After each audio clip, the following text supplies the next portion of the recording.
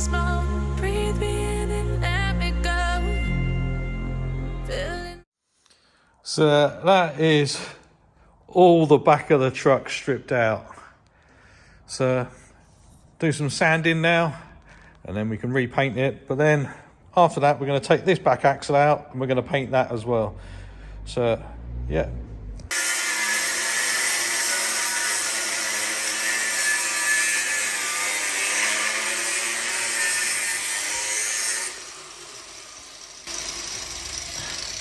So you might be wondering why I'm taking an angle grinder to the axle. Well, actually, we're taking the rod ends, the bolts out the rod end, and this one, the bolt has got rust into the ball of it, so the bolt won't come out. So what I'm going to do is I'm going to take an angle grinder to it, chop the top of it out, and weld the ball to the outside of the case. Hopefully that puts enough heat into it that it gets rid of the rust.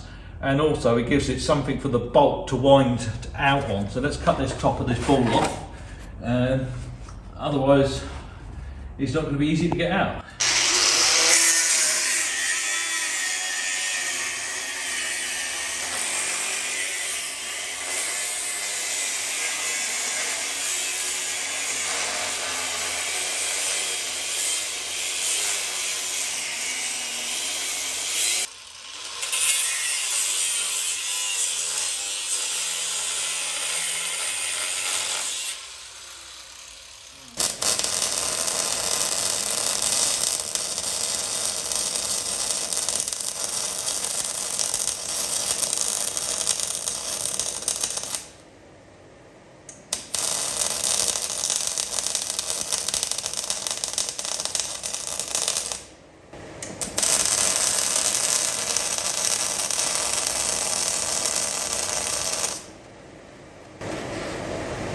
Everything's alight.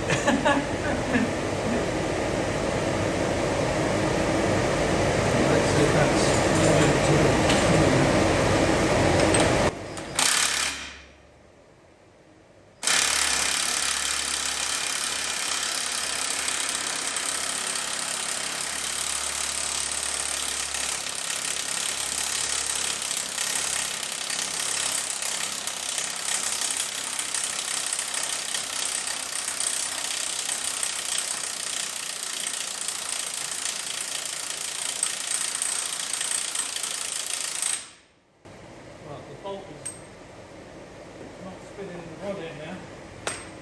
so we might be able to get it out.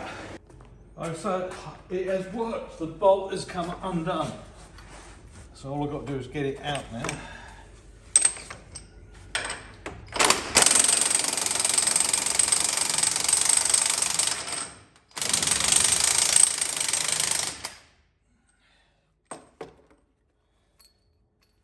Yeah, so that bolt, it looks nice and clean now. I've put some Lucas Toolbox Buddy on it. The bolt was rusted to the inside of the ball. Now the balls have got a coating on them, but it must have just go there. So now we can lift these out once we've jacked it up, get it onto the pallet, and then we can pull the axle out. What are you following me back for? So we got the axle out. Needs a lot of cleaning, and that's why I wanted to get it out, because it's so much easier to get it out. And also we can check all the rod ends and stuff. But you can see all the debris that gets wedged up in here, all the grass and stuff when we do the shows. You can't get that out. Even when you jet wash it, you can't get that out because it gets wedged up in there. So let's get the axle all cleaned down now, all sanded, and then we can get to repainting it. We've already repainted most of the chassis at the back. We've done that before we went home yesterday. So yeah, the monster truck is pretty well stripped now, but we're getting back together.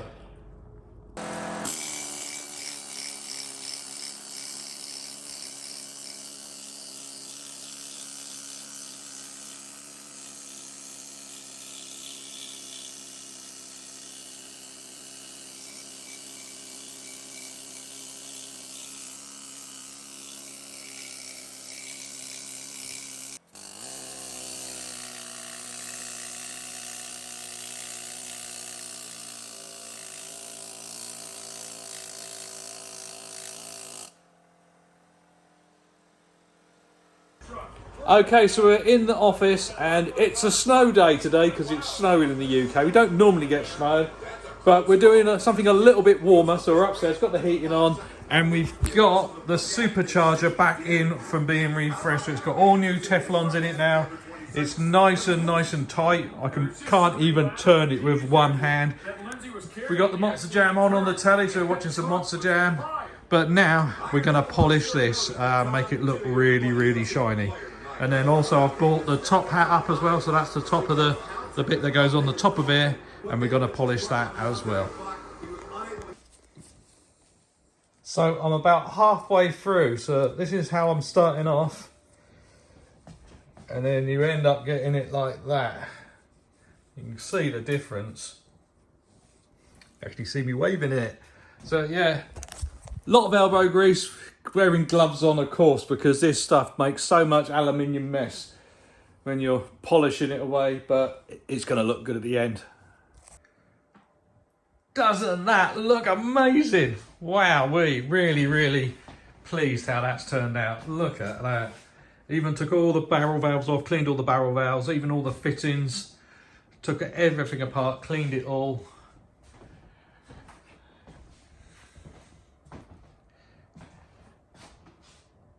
Just got to polish the rest of it. So on the cylinder heads, the ones that broke, so Zane's got an idea how to fix it. So if we put that piece back on, weld it all in place, and then easiest way to describe it in layman's terms, you'd have a threaded tube in there with a thread on both sides, so it actually you're tapping it into there as well, so you're not just relying on the weld to hold it all together. Then you can put it back on the top, but also Jess will do a different girdle set, or it's not a girdle set, is it really? It's a block, isn't it, that connects all the valves together underneath, so you're not putting all the pressure just on one. So that's probably a way of saving the cylinder heads. Now on one of my spare engines, it's got these heads on it anyway, so even if we can't do that, we've still got one spare one, but it would be a good idea if we could still save these. So yeah, good idea, Zane. Okay, so we're all loaded in, all strapped down, ready to go home.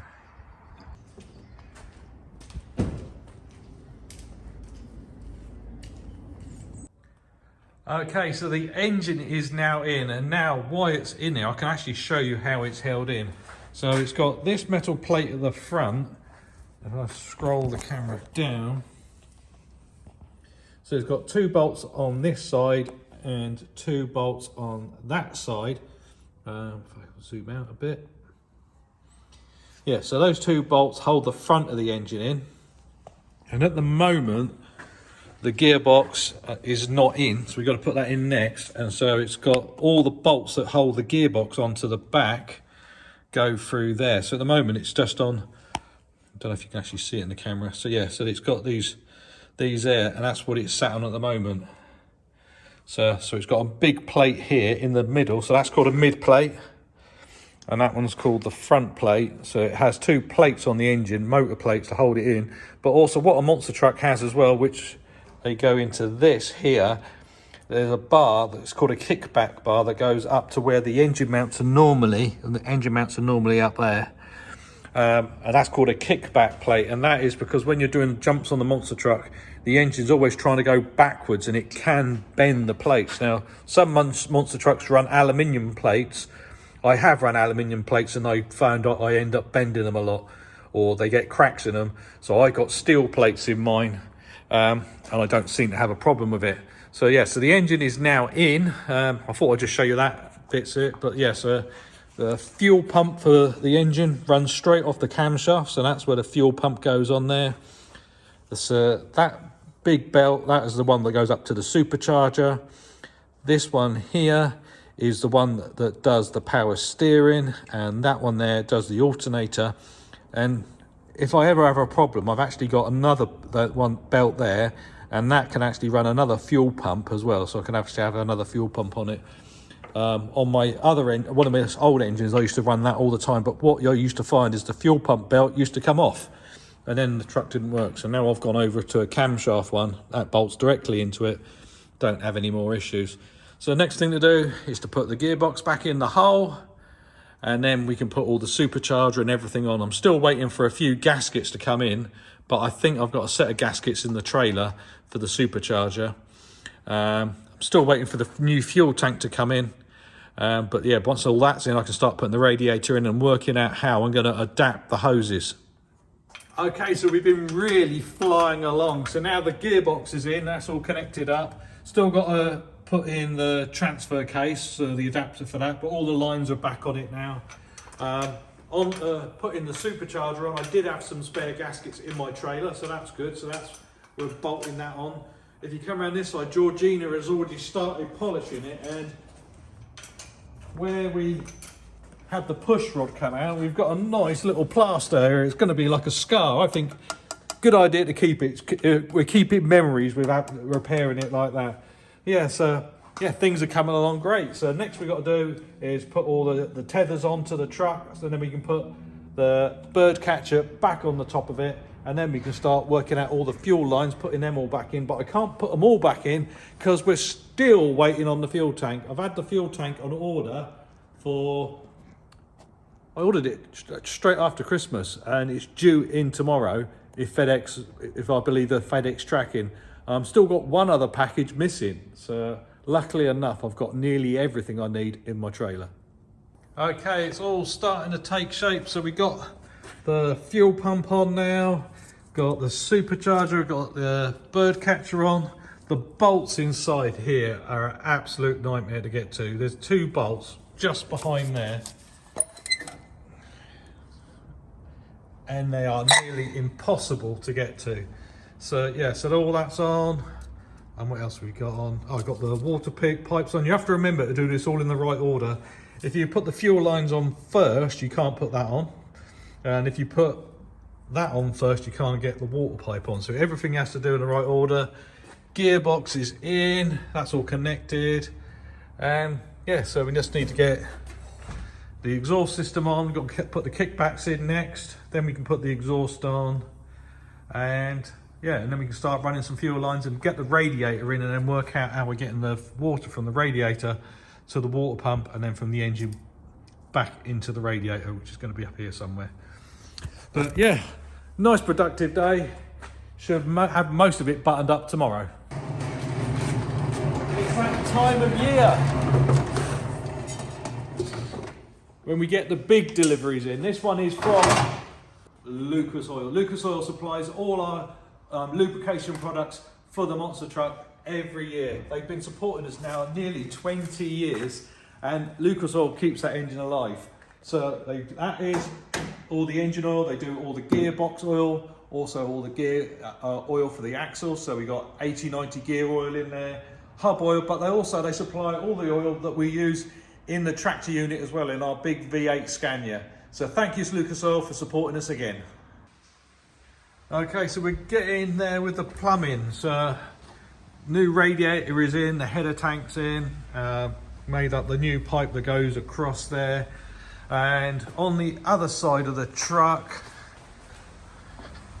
done the water hose. I don't really like how it looks, so I might redo this at a later date. I'm thinking about running it along straight under here and then bring it up, and I'll probably do all this in aluminium like I did on the bottom bit. It's just the quickest way to do it at the minute, so I've adapted it because this is a 2-inch up here, and it was 38 millimeters down there, so I've had to make it an adapter to make it to get up to fit there. Don't really like it, but we're up against it with time. But the worst news is the delivery that was meant to come yesterday, what's meant to sit in here, the fuel cell, the fuel tank, hasn't turned up yet. I've been onto the supplier with it, the company I bought it from, but they're onto the supplier and they're trying to work out what has happened to it. I ordered it before Christmas, so it might have to put the old fuel tank in there, back in, just to get us through these shows that are coming up. So we're really getting on with getting this truck ready to fire up. So I'm just setting the timing. So I put the breaker bar in the top of the supercharger to turn the engine over. And then if I click the light down here, I don't know. Ooh, check it again. If I zoom in, oh, it's not going to like it. Basically, there's 2 timing marks in the back of there. Just there, you see the 2 little pins. They line up with the pickup on the crankshaft, and that tells me where the timing is. So I set it at 32 degrees and then drop the distributor in, and then the distributor has got the pointer in it that goes round and round and round, and basically I line it up with number 1 and I put a mark on the distributor there, and then line everything up by turning it to set everything in line, and then just checking it with the pickup at the back to make sure it's firing on it. And that is the base tune on the truck. So once it's fired up, then we can actually set it with a timing light, just to see if it is actually, we want to get it fairly close before we even fire it. What I sometimes do is take all the spark plugs out so it isn't going to fire, just have the spark plug cable tied up here on number 1, so so I've got the pulse of it firing, and then we can check the timing just on the start motor to see if we're anywhere near close. You don't want one of these backfiring. It can do a lot of damage to the supercharger. It can even pop the supercharger off the top of the engine. So you don't want one of these backfiring. So the first time you fire it up is a little bit nerve-wracking. So yeah, but I'm actually waiting. I went to put the batteries on charge, and the batteries are knackered. So I've got to put new batteries on it. So they should be in today. The fuel tank, the ongoing saga of the fuel tank, ordered it before Christmas and it got shipped out. It got lost in shipping. So I got hold of the manufacturers, and they're actually sending one out directly to me. And it should be, they tell me today. It was meant to be yesterday again, but it should be today. So let's hope we can get the new fuel tank in. I want to get the new fuel tank in. But yeah, got a few little bits and bobs to do. I just got finished doing the wiring on the radiator, and then I can put all the water in it, and then put the oil in the engine and get everything ready to fire up. At last, the elusive fuel cell is here. Over 3 months for that to turn up. But also good news, we got the 2 batteries, they've come in as well. But also we're going to load them straight up into the van, and then we're going to head off to Merlin Motorsport, which is my local racewear shop and stuff. They do loads of cool stuff at Merlin, because they've got my fire extinguishers in, and they have to be recertified every 2 years. So not actually, it's not in time, but it's just easier to get them done now than later on in the season when I'm really busy. So let's jump in the van, load everything in, and let's get off to Merlin. Take me in slow, breathe me in and let me go. Filling the lungs inside you, and the blackened eyes make my way into your mind. Just to know what you knew. Restless every time we start locking eyes. Lost control. Okay, so we're nearly there. So Merlin Motorsport is actually situated at Castle Combe Race Circuit, which is just outside Chippenham, which is roughly about 12 miles from where we live. So we go here quite a lot to get, they do Samco race hoses. Oh no, look what someone's done to the sign. It's meant to say Kent's Bottom, but someone's rubbed out the T, so it says Ken's Bottom now. Yeah, there's quite some funny names around here. So one of the villages we go through is actually called Tiddlywink. It's only got about 10 houses in it, but yeah, it's quite funny. So yeah, so it's just coming up to here. I think they've redone the entrance, because when we come out normally, there's all the trees and that, but I think they've cut it all back to make it easier to see when you come out, because it's on quite a fast bit of road, this bit, and it's got some fast turns in it as well. So yes, so they do all the hoses, they do brake lines, they do absolutely everything. It's really, really handy, and they deliver all over Europe with really, really fast delivery times. Most of the stuff's in stock, and they've just put a huge extension on it to carry more and more stuff. Oh yeah, look, I thought they changed it all. Look, they're actually doing some work on it now. So this is the entrance to Castle Combe Racetrack, the main entrance, and this is where Merlin Motorsport is. And it looks like they've got a track day on today. It's going to be a bit of a wet track day. It's absolutely tipping down. Let's see. Last time I came up here, they had loads of Ferraris and stuff going on. It was a Ferrari owners day, but looks like we got loads of MX-5s, some minis, a little bit of everything, Subarus. Yeah, so it's, even though it's not a racing day, Castle Combe's normally got something on for a practice, or sometimes they use it for filming as a unit base, because there's Castle Combe Village is just round the corner. Yeah, so this is where Merlin Motorsport is, just coming up here, and the big blue roof behind it is their new extension where they've got all their new stuff to keep everything in stock. So we're going to just park straight out the front, because we normally park over here, but it's a bit busy today, so we're going to be cheeky and just park straight out the front.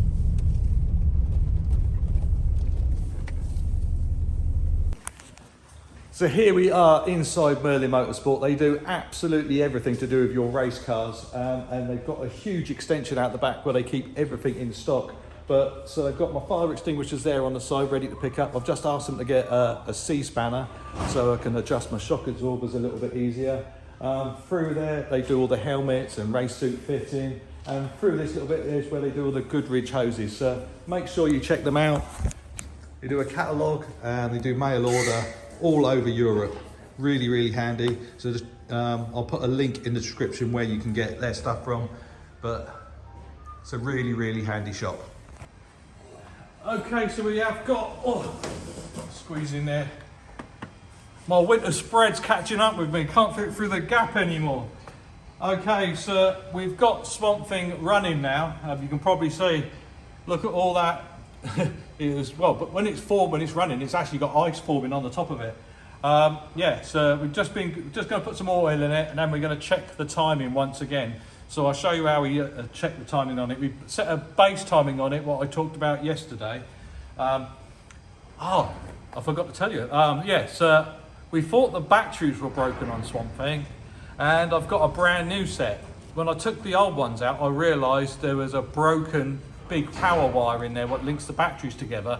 So it was trying to start it off of one Optima battery, and that is not enough cranking power for the monster truck. So yeah, so I'm just going to put some, of course, from our great sponsor, some Lucas oil.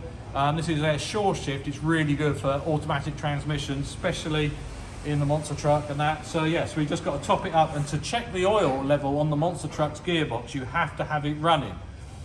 And you have to check it right here. So that is why I've got ear defenders, because it is really loud. I don't know if I can actually film. I might. Do you reckon you can film me from in there, Georgina, when I'm doing it? And we'll show you how I have to check it. Okay. Well, let's put some more oil anyway. We're very close to being at the right level. I think it's going to take about another litre, because it's on the bottom of the dipstick now. So come back in a minute when I've got all the oil in it, and then we can check it, and then I'll show you how I check the timing as well.